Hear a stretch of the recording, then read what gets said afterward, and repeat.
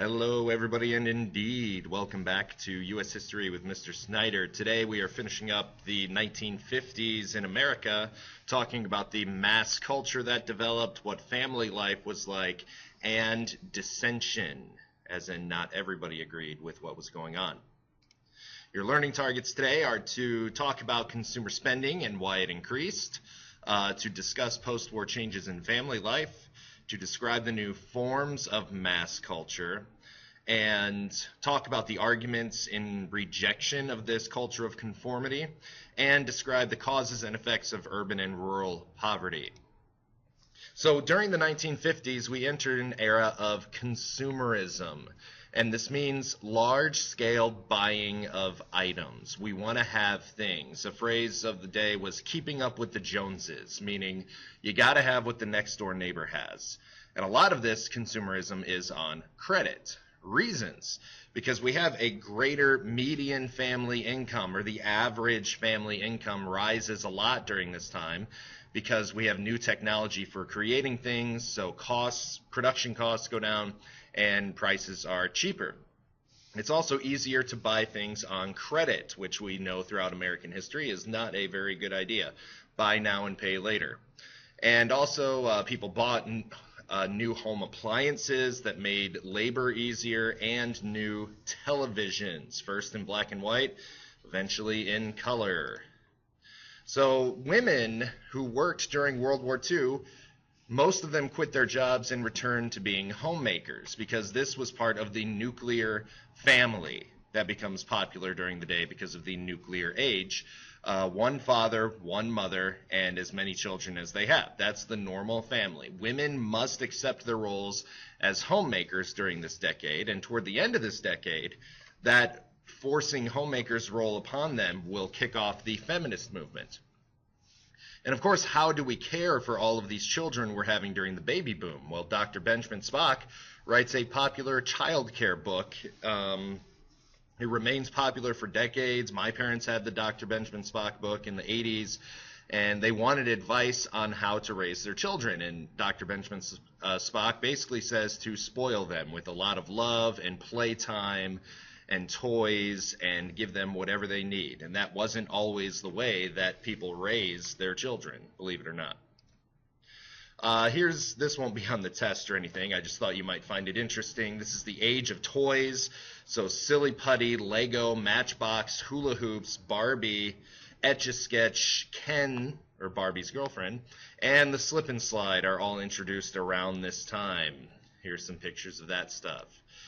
In TV, I Love Lucy is a very, very popular show. Even today, people watch it in syndication. It's still kind of humorous if you know that it's made during the 1950s. The Andy Griffith Show, American Bandstand, was very, very popular with teenagers. Mickey Mouse Club, popular with kids. Gunsmoke, a Western, and The Honeymooners, the classic husband and wife sitcom. Here's some other landmarks in television. Again, these won't be on the test. I just thought that they would be interesting to you. Sports events are finally broadcast in color. By 1954, 54% of Americans have TV sets, and the cordless remote invented in 1956, but it wasn't in widespread use until later. If you wanted a remote, you either had it attached on a cord to the TV, or you had the child get up and change to one of the three stations you had. Here's what televisions looked like, and the TV dinner and the TV guide was popular until we started getting guides on our televisions about 10 years ago. Here are movies of the day: Cinderella, Sleeping Beauty, Peter Pan, the Disney movies of the decade, Seven Brides for Seven Brothers, a very popular musical, which I was in high school. The King and I, Love Me Tender, Jailhouse Rock, South Pacific, all popular movies during the 1950s. Music and dance, Frank Sinatra. This is the age of Frank Sinatra, Perry Como, Bing Crosby, the Andrews Sisters. Dancing, like Jitterbug, the Cha-Cha, the Hand Jive, the Stroll, the Madison, and you will not see me doing any of these on this video right now.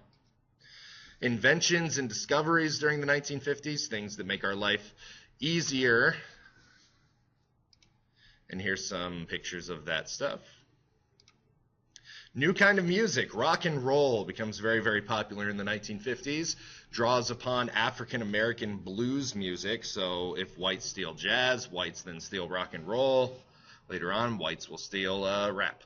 Becomes more popular as we have this system of radios, a radio network that broadcasts all of these songs all over the country.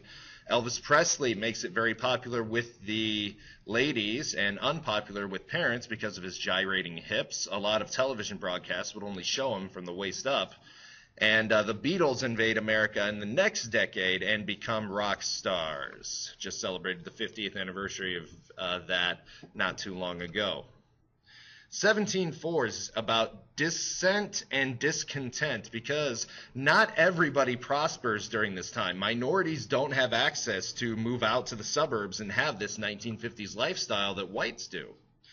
Also, critics are objecting to this era of conformity. Think about it. Everybody's buying the same stuff, listening to the same music, wearing the same clothes, seeing the same movies, reading the same stuff. Have Americans stopped their sense of individuality to fit into the larger community? Have we sacrificed that? And they also criticize advertising because of this. And a beatnik, think of a beatnik as like a precursor to the hippies. They reject this middle-class lifestyle. They're a group of writers and artists who refuse to conform, and they put their feelings into writing and music and paintings and whatnot. And that is the era of beatniks, who are a precursor to the hippies of the 1960s. Let's talk about poverty. There's urban poverty and rural poverty. When whites move out of the city, they take all of their money for city services with them. Like, they don't have to pay taxes in the city anymore. That leaves a very, very poor inner city. It's the most central part of a city where minorities live, and they can't afford to move out to the suburbs, so they remain there in these poor, crowded neighborhoods. And in the rural areas, farming starts to be done even more so on a corporation scale and large-scale farming. And so these family-owned farms are disappearing. And most farmers are left behind as these other Americans prospered, which has been a trend throughout American history, farmers being in poverty and being left behind, unfortunately. And minorities suffered during this as well, besides African Americans. Puerto Ricans are forced to live in the poorest inner city parts in larger cities such as Miami, New York, areas in the East Coast.